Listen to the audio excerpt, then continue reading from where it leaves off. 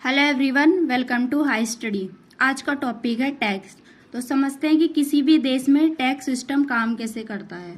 मान लेते हैं ये कोई कंट्री है। किसी भी कंट्री में जब गवर्नमेंट इलेक्ट होके आती है तो उसको चलाने के लिए चाहिए होता है मनी। ठीक है, इसको प्राप्त करने के बहुत सारे तरीके हैं।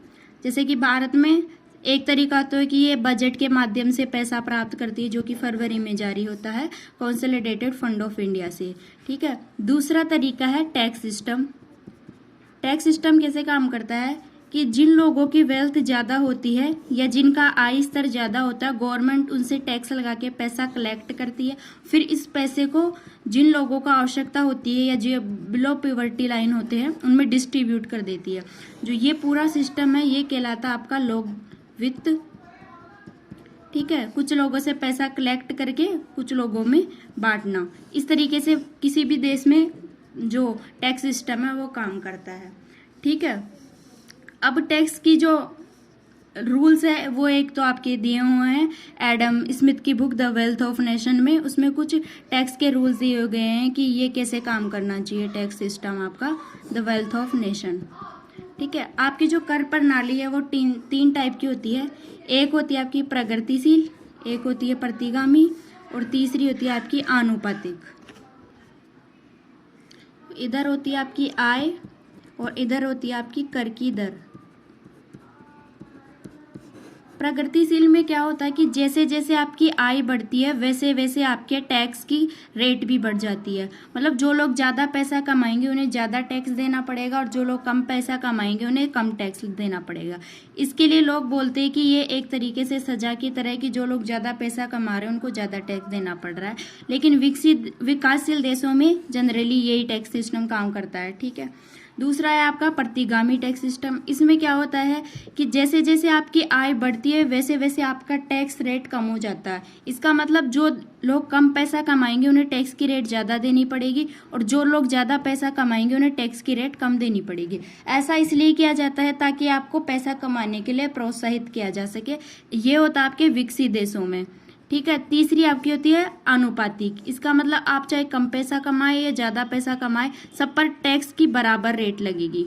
ठीक है, टैक्स सिस्टम को समझने के लिए एक होता है आपका लाफर वक्र। ठीक है, इसमें इधर लिया जाता है आपका कर राजस्व और इधर आपकी होती है कर की दर। ठीक है, लाफर वक्र का यूज ऐसे किया जाता है कि जब आपकी टैक्स की रेट कम होती है तो आपका जो टैक्स कलेक्शन है वो भी कम होगा। ठीक है, और जैसे जैसे आपकी टैक्स की रेट बढ़ेगी वैसे वैसे आपका टैक्स कलेक्शन ज़्यादा होगा। पर एक लिमिट के बाद अगर आप टैक्स की रेट बढ़ा देंगे तो आपका जो टैक्स कलेक्शन है वो कम हो जाएगा। ऐसा क्यों होता है? क्योंकि आपकी जो कर अपवंचन है या कर चोरी है वो बढ़ जाती है। लोग टैक्स देने से बचना स्टार्ट कर देते हैं। तो लाफर वक्र का प्रयोग किया जाता है कि एक मिनिमम रेट डिसाइड की जा सके ताकि आप मैक्सिमम जो है कर राजस्व प्राप्त कर सके। तो इस तरीके से काम करता है आपका कर राजस्व। फिर आपके दो कंसेप्ट होते हैं, एक होता है आपका कराघात और एक होता है आपका करापात।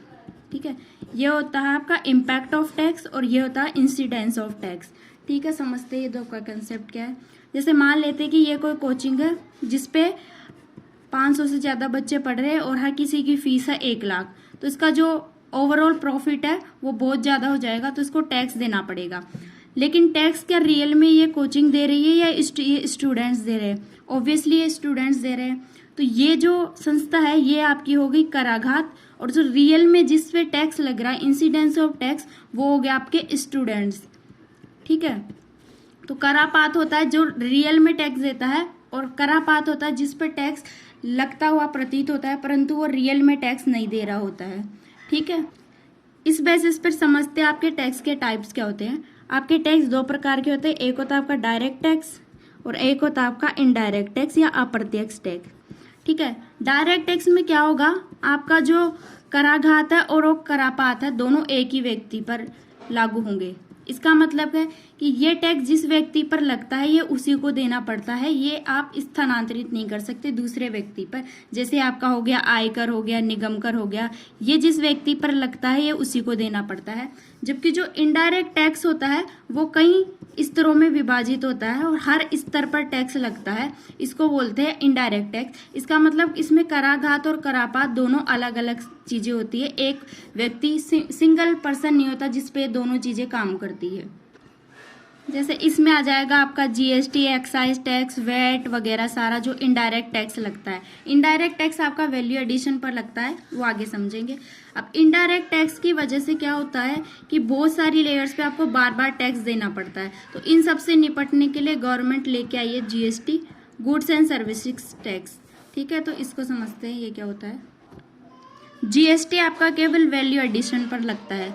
मान लेते हैं कि ये कोई किसान है जिसने आपके 100 रुपए का अनाज प्रोड्यूस किया, 50 रुपए का इसने कंज्यूम कर लिया और 50 रुपए का इसने आगे बेच दिया।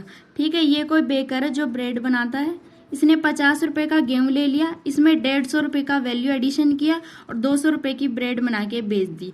तो अब जो आपका जीएसटी है वो इस वैल्यू एडिशन पर लगेगा ओनली, क्योंकि ये आपका डेस्टिनेशन बेस्ड टैक्स है। ठीक है, ये आपका जीएसटी एक्ट 2017 से लागू हुआ था। ठीक है, एक होती है आपकी जीएसटी काउंसिल, या आर्टिकल 279A के अंतर्गत है। इसमें 101 कॉन्स्टिट्यूशन अमेंडमेंट 2016 के माध्यम से इसको राष्ट्रपति के द्वारा स्थापित किया गया था। यह क्या करती है, केंद्र और राज्य दोनों का एक संयुक्त मंच है जो आपस में बैठ के डिसाइड करते हैं कि किन चीज़ों पर जीएसटी लगाना है और किन चीज़ों पर जीएसटी नहीं लगाना है। ठीक है, इसमें टोटल आपके 33 सदस्य होते हैं। आपका इसका अध्यक्ष कौन होता है ये ध्यान रखना, आपका वित्त मंत्री इसका अध्यक्ष होता है। ठीक है, और एक इसका सदस्य होता है आपका केंद्रीय राज्य वित्त मंत्री। टोटल 28 राज्य और 3 केंद्र शासित प्रदेशों से मिलकर के इसके टोटल सदस्य आते हैं, जो कि टोटल हो जाता है आपका 33। एक आपका होता है जीएसटी नेटवर्क, जो आपका टेक्निकल वर्क देखता है जीएसटी से रिलेटेड। अभी प्रेजेंट में जो करंट अफेयर्स में है वो कि गेमिंग पर आपका 28% का जीएसटी लगा दिया गया है, जो ऑनलाइन गेमिंग है उन पर। ठीक है, और ऐसे कंसेप्ट समझने के लिए हाई स्टडी चैनल को सब्सक्राइब कर सकते हैं और इकोनॉमिक्स की प्लेलिस्ट डाल दी गई है, उसको आप विजिट कर सकते हैं। Thank you.